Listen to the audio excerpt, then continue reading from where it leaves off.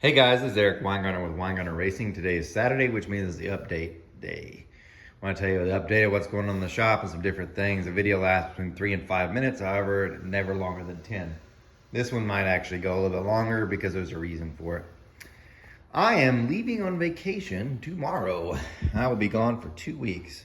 I'm going to Europe. I'm looking for common sense. No, I'm kidding. My wife and I are having our 20th anniversary in August, but we would plan this for like 3 years for our 20th. You know, I got to do something special. I can't just get her, let's go out to eat for anniversary thing. It's got to be big because it's 20. Anyway, so we've been saving forever to go on this, and we're going to be gone for 2 weeks. Bishop will be out here in the shop working. Keith should be here on Fridays, of course, as well. But anyway, that's what's going on so far. I'll put in the notes, I'll put a phone number to call because I won't be using this phone number. You can call the shop phone and you'll get Bishop. He'll take down your information if you need anything. Don't worry, no one's doing any port work because I'm the one that does that. They'll be doing a little bit of other stuff.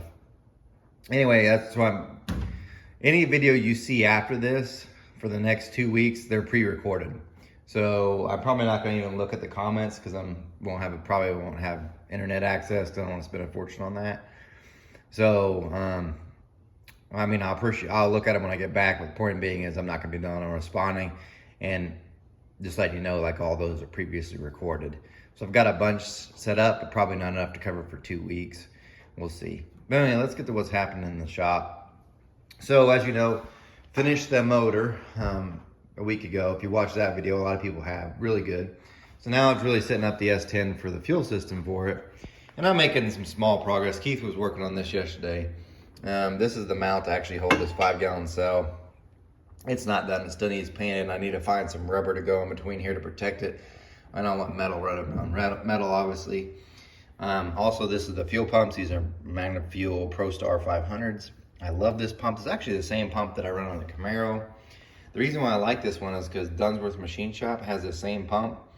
And they've had this pump since they've started the dyno years and years and years ago, and it's worked flawlessly. So I've been a fan of Magna Fuel, and it's got enough volume to keep up. So it will do the carburetor stuff whenever the other motor goes in. It should have enough volume for that easily. Not worried about that. On the fuel injected side, by the way, this cell is just for methanol. So I know some people are gonna be like, why'd you mount it here, blah, blah, blah. If you have an S10, one of the things you will notice is the limitations on the amount of ability to mount stuff because you just don't have a lot of room. Anyway, so I put it more this way because it's easier to fill it up. And obviously that actually is going to get changed out too. This will be my pump gas E85 cell, which is pump gas right now. But I'm going to do a whole different fuel cell that's got the pumps in tank for the new motor for when it's running on pump gas or E85. That's what that cell will be used for. But I'm taking this one out and do a whole different cell. Same location, same size and everything. It just the cell will have the fuel pumps inside, so it's not so loud. And then this one, of course, is for the carbureted stuff. Made some progress there on that. That's pretty much the issue there. Update on that one. And finding a place to mount the regulator is another issue because I'm going to have 2 regulators up here. And like this currently is the regulator for the carburetor now, but the fuel injection one actually bolts right in. However, it won't be enough volume to keep up with the other motor, so I need to switch to a different regulator altogether. So I have to change a whole bunch of stuff. Anyway, there's that. The reason why we're even working on this fuel system here, because that carburetor that's on here now, I can convert it to methanol. So maybe if I can get this all done, maybe I'll convert it to methanol, try it at the track to see if it goes any quicker. There's that. As far as other stuff in the shop, right now it's a disaster because I've got to get everything picked up before I leave. So there's a bunch of stuff that still needs to be done. Got to break down boxes. But I'll give you a heads up what's going to see for some videos. Jeg supplied me this parts washer. Bishop actually put it together, so I'll do a video on that. I know you're dying to see these CHI heads float.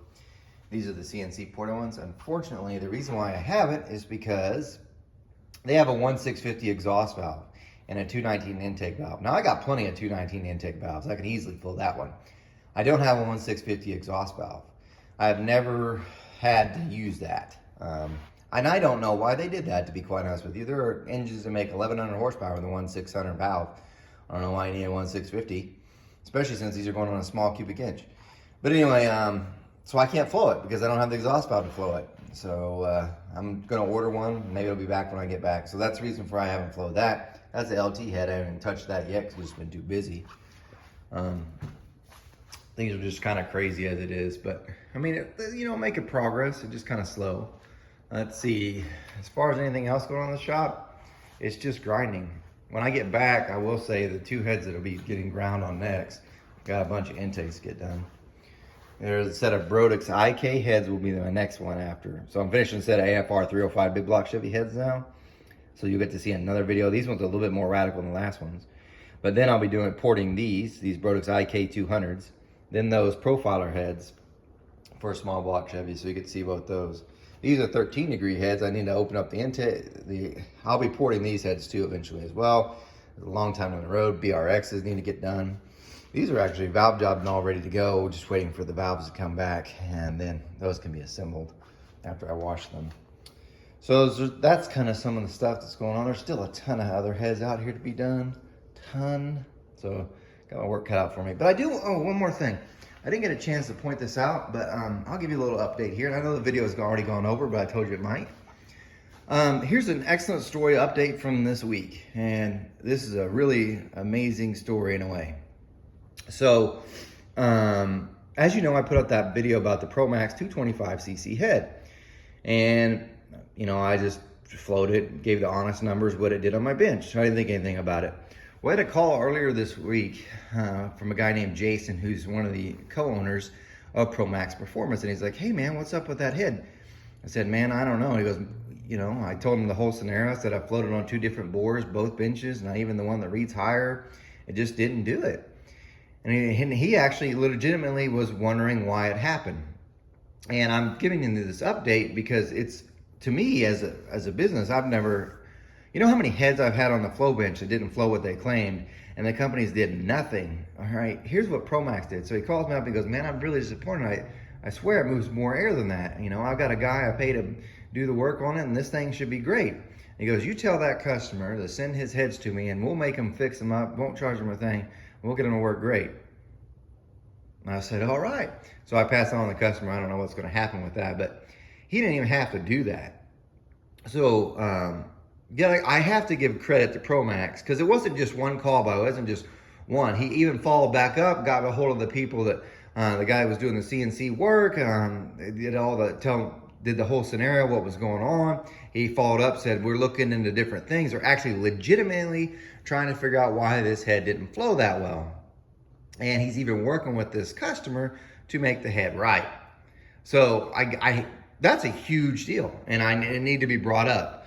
So Promaxx really, really shocked me as far as that goes with customer service, because they didn't have to do anything. Because remember, this head, I showed you the thing, the guy had bought it in 2018. Now, I never ran it, but so Promaxx is willing to work with them to get the head right, and doesn't sound like they're going to charge them a dime. So that's pretty cool, because there's a lot of companies, and you've seen them on my channel, where I'll review a head and won't flow close, and they're like, well, difference in benches.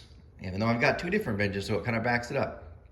So it's pretty unique. So I have to give credit to Promaxx. They are a legit good people business, because he even said, I ain't trying to rip anybody off. That's not who we are. I'm not that guy.